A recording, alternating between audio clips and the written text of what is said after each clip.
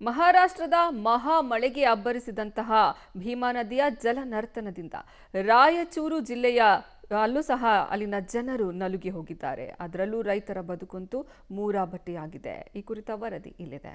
ರಾಯಚೂರಿನಲ್ಲಿ ಕೃಷ್ಣೆ ಭೀಮಾ ನದಿಗಳ ಅಬ್ಬರ, ಕೊಚ್ಚಿ ಹೋದ ಪಂಪ್ಸೆಟ್, ಜಮೀನು ಮುಳುಗಡೆ, ಗುರ್ಜಾಪುರ ಬ್ರಿಡ್ಜ್ ಕಮ್ ಬ್ಯಾರೇಜ್ ಮುಳುಗಡೆ. ಬಿಸಿಲನಾಡು ರಾಯಚೂರಿನಲ್ಲಿ ಸಾಮಾನ್ಯವಾಗಿ ಕೃಷ್ಣಾ ನದಿಯ ಪ್ರವಾಹ ಇಲ್ಲಿನ ರೈತರನ್ನ ಹಾಗೂ ನದಿ ಪಾತ್ರದ ಗ್ರಾಮಗಳ ಜನರನ್ನ ತತ್ತರಿಸುವಂತೆ ಮಾಡುತ್ತಿತ್ತು. ಆದ್ರೆ ಈ ಬಾರಿ ಕೃಷ್ಣಾ ನದಿಗಿಂತ ಭೀಮಾ ನದಿ ಅಬ್ಬರಿಸುತ್ತಿದ್ದು ಸಾವಿರಾರು ಎಕರೆ ಭತ್ತದ ಬೆಳೆ ಹಾಳಾಗಿದೆ. ನದಿ ದಡದಲ್ಲಿನ ಪಂಪ್ಸೆಟ್ಗಳು ಕೊಚ್ಚಿ ಹೋಗಿವೆ, ವಿದ್ಯುತ್ ಕಂಬ ಬಿದ್ದಿವೆ, ಟ್ರಾನ್ಸ್ಫಾರಂಗಳು ಮುಳುಗಡೆಯಾಗಿವೆ. ಹೀಗಾಗಿ ರೈತರಿಗೆ ಲಕ್ಷಾಂತರ ರೂಪಾಯಿ ನಷ್ಟವಾಗಿದೆ. ರಾಯಚೂರು ತಾಲೂಕಿನ ಗಂಜಹಳ್ಳಿ, ಆತ್ಕೂರು ಸೇರಿ ಹಲವು ಗ್ರಾಮಗಳ ಜಮೀನುಗಳಿಗೆ ನೀರು ನುಗ್ಗಿ ಭತ್ತದ ಬೆಳೆ ಹಾಳಾಗಿದೆ. ಈ ಬಾರಿ ಉತ್ತಮ ಬೆಳೆಯ ನಿರೀಕ್ಷೆಯಲ್ಲಿದ್ದ ರಾಯಚೂರಿನ ರೈತರಿಗೆ ಭೀಮೆಯ ಅಬ್ಬರ ತಣ್ಣೀರೆರಚಿದೆ. ಮಹಾರಾಷ್ಟ್ರದ ಮಹಾಮಳೆ ಬಿಸಿಲ ನಾಡಿನ ರೈತರ ಮೇಲೂ ಭಾರೀ ಎಫೆಕ್ಟ್ ಬೀರಿದೆ. ನಮ್ಮನ್ನ ಕೇಳುವವರು ಯಾರೂ ಇಲ್ಲ, ಕೂಡಲೇ ಸರ್ಕಾರ ಸಮೀಕ್ಷೆ ಮಾಡಿ ಪರಿಹಾರ ಕೊಡಬೇಕು ಅಂತ ರೈತರು ಒತ್ತಾಯಿಸಿದ್ದಾರೆ. ಮಳೆ ಬಂದು ನಮ್ಮದೆಲ್ಲ ಇದಾಗಿದ್ರಿ, ಎಲ್ಲ ಮುನಿಗೋಗಿಬಿಟ್ಟದ. ರೈತರು ಬೆನ್ನೆಲುಬು ಅಂತ ಹೇಳ್ತಾರೆ. ಈ ಕಡೆ ಬಂದು ಒಬ್ಬರು ನೋಡಬಲ್ರಿ ನಮ್ಮ ಕಡೆಗೆ. ಇದು ಹೊಳೆ ನಮ್ಮ ಟೀಶ್ ಹೋಗ್ಯಾವ, ಮೋಟ್ರ್ ಹೋಗ್ಯಾದ. ಈ ಕಡೆ ಈ ಒಂದು 10 ಎಕರೆ ಮುನಿಗೋಯ್ದ್ರಿ ಸರ್. ಮುನಿಗೋಗ್ಯದ ಒಂದು 5 ಎಕರೆ ತೇಲದ ನಮ್ಮದು, 15 ಎಕರೆಗೆ. ಅದಕ್ಕೆ ನೀರೂ ಇಲ್ಲ. ಈ ಕಡೆ ಹೊಳೆನೂ ಮುನಿಗೋಕೈತದ. ಒಂದು ಈ ಕಡೆ ಹೊಲ ಹೊಲ ಐತಿ, ಈಗ ಹೊಲ ಒಣಗೋಯ್ತು. ಇದಕ್ಕೆ ಪರಿಹಾರ ನಾಮ ಕೊಡ್ಬೇಕಂತ ಹೇಳ್ತೀವಿ ಸರ್. ಬಂದು 2 ಚೀಲ ಮಸಾಲೆಗೆ ಆಗಿದೆ ಸರ್, ಸ್ವಲ್ಪ ನೋಡ್ಕೊಂಡು ಹೋಗಂತ ಸ್ವಲ್ಪ ಹೇಳ್ತೀವಿ ಸರ್. ನಾವು ಒಳ್ಳೆಯಪ್ಪ ಹಂಗೆ ಬೆನ್ನೆಲುಬು, ರೈತರು ಬೆನ್ನೆಲುಬು ಅಂತಾರೆ, ಬೆನ್ನೆಲುಬು ಮುರಿಕತ್ತಾರೆ ಸರ್. ನಮ್ಮ ಮುಸುಳ್ರ ಅವ್ರು ಜಾಸ್ತಿ ಆದ. ರಾತ್ರಿ ಬಂದೀವಿ ನಾವು, ರಾತ್ರಿ ಟೀ ಶಾಕರ್ ತೊಗೋಬೇಕು, ಮೋಟ್ರ್ ಹಾಕಿ ತೊಗೋಬೇಕು, ಪೈಪ್ಲೈನ್ದು ಇವು ಡೆಲಿವರಿ ತಗೋ ಸರ್. ಡೆಲಿವರಿಗಳು ಆದ್ರೆ ಕಾದು, ಮೋಟ್ರ್ ಆದ್ರೆ ಕಾದು, ಟೀ ಆದ್ರೆ ಕಾದು, ಕಂಬಗಳು ಬಿದ್ದೋಗ್ಯಾವ.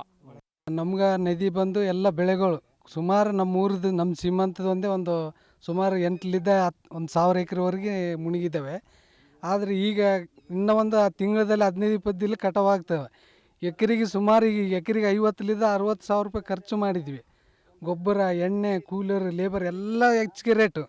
ಆದರೆ ನೀವು ಕಟಾವಾಗ ಟೈಮ್ನಲ್ಲಿ ಹಿಂಗೆಲ್ಲ ಅಷ್ಟಾದ್ರೆ ಏನು ಮಾಡ್ಬೇಕು ಸರ್ ನಾವು ರೈತರು? ಇಷ್ಟ ಆದ್ರೂ ಯಾರು ಅಧಿಕಾರಿ ಇನ್ನೋದವರೆಗೆ ಬಂದಿಲ್ಲ ನಮ್ಮ ಹತ್ರ. ಬಂದು ಯಾರು ಬಂದಿಲ್ಲ, ಯಾರು ಬಂದೇ ಇಲ್ಲ. ಹಂಗೆ ಈಗ ಪೈಪ್ಲೈನ್ ಮಾಡಿವಿ ಸರ್, ನಾವು ಸ್ವಂತ ಮೋಟ್ರುಗಳು ಮಾಡಿವಿ. ಈಗ ನಮ್ಮದೇ ಒಂದು 8 ಎಕರೆ ಹೊಲ, 8 ಎಕರೆದಲ್ಲಿ ಈಗ 6 ಎಕರೆ ಮುಣಿಗ್ಯದ. ಈಗ ಉಳಿದಿದ್ದು ಒಂದೂವರೆ ಎಕರೆ ಉಳ್ದದ. ಆಯ್ತು, ಇನ್ನೊಂದಿಷ್ಟು ನೀರು ಬಂದರೆ ಮತ್ತೆ ಎಲ್ಲ ಅದಕ್ಕೂ ನಷ್ಟ ಆಗ್ತದ. ಸಾವಿರಾರು ರೂಪಾಯಿ ಖರ್ಚು ಮಾಡಿ ಬೆಳೆ ಬೆಳೆದಿದ್ದ ರೈತರು ಈಗ ಸಾಲಗಾರರಾಗಿದ್ದಾರೆ. ಉಕ್ಕಿ ಹರಿಯುತ್ತಿರುವ ಭೀಮಾ ನದಿ ಕೃಷ್ಣ ನದಿಯೊಂದಿಗೆ ಸಂಗಮವಾಗುವುದರಿಂದ ರಾಯಚೂರು ತಾಲೂಕಿನಲ್ಲಿ ನೆರೆ ಹಾವಳಿ ಪರಿಸ್ಥಿತಿ ಉಂಟಾಗಿದೆ. ಗುರ್ಜಾಪುರ ಬ್ರಿಡ್ಜ್ ಕಮ್ ಬ್ಯಾರೇಜ್ ಸಹ ಭೀಮಾ ನದಿಯ ಅಬ್ಬರಕ್ಕೆ ಮುಳುಗಡೆಯಾಗಿ ಸುತ್ತಮುತ್ತಲಿನ ಗ್ರಾಮಗಳ ಜಮೀನಿಗೆ ನೀರು ನುಗ್ಗಿದೆ. ಹೀಗಾಗಿ ಕೃಷ್ಣಾ ನದಿ ತಟದ ಗ್ರಾಮಗಳ ರೈತರು ಸಹ ಈಗ ನೆರೆ ಸಂತ್ರಸ್ತರಾಗಿದ್ದಾರೆ. ಸರಿ, ನಮ್ಮದು ಇಲ್ಲಿ 15 ಎಕರೆ ಹೊಲ ಇದೆ ಸರ್. ಒಂದು ಮಿನಿಮಮ್ 10 ಎಕರೆ ಮುಳುಗಿದೆ ಸರ್. ಅದು 10 ಎಕರೆ ನೀರು ಅಂತಂದರೆ ಒಂದೊಂದು ಗದ್ದೆಯಲ್ಲಿ ಮೊಣಕಲ್ಲು ಮಾತ್ರ ನೀರಿದ್ದಾವೆ ಸರ್. ಆ ಗದ್ದೆ ಅಂತಕ್ಕೂ ಮತ್ತೆ ನಮಗೆ ಒಳ್ಳೆ ಕೈಗೆ ಸಿಗೋಂಗಿಲ್ಲ ಸರ್. ಆದರೆ ಇನ್ನೂ ಒಂದು 5 ಎಕರೆ ಬಾಕಿ ಇದೆ ಸರ್.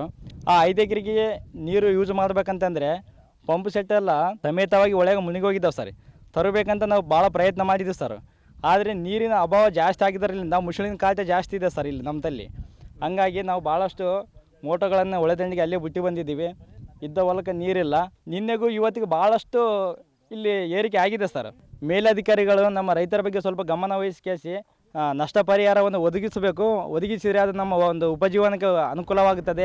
ಒಟ್ನಲ್ಲಿ ಮಹಾರಾಷ್ಟ್ರದಲ್ಲಿ ಸುರಿದ ಮಹಾಮಳೆ ಕಲಬುರಗಿ, ಯಾದಗಿರಿಯಲ್ಲಿ ಪ್ರವಾಹ ಸೃಷ್ಟಿಸಿದ್ರೆ ರಾಯಚೂರಿನಲ್ಲಿ ನೆರೆ ಹಾವಳಿ ಉಂಟು ಮಾಡಿದೆ. ಈಗಾಗಲೇ ಸಾವಿರಾರು ಎಕರೆ ಪ್ರದೇಶದಲ್ಲಿನ ಭತ್ತದ ಬೆಳೆ ಕಳೆದುಕೊಂಡ ರೈತರು ಪರಿಹಾರಕ್ಕಾಗಿ ಸರ್ಕಾರಕ್ಕೆ ಆಗ್ರಹಿಸುತ್ತಿದ್ದಾರೆ. ಕ್ಯಾಮರಾಮ್ಯಾನ್ ಯಲ್ಲಪ್ಪ ಜೊತೆ ವಿಜಯ್ ಜಾಗಟಗಲ್, ಪಬ್ಲಿಕ್ ಟಿವಿ, ರಾಯಚೂರು.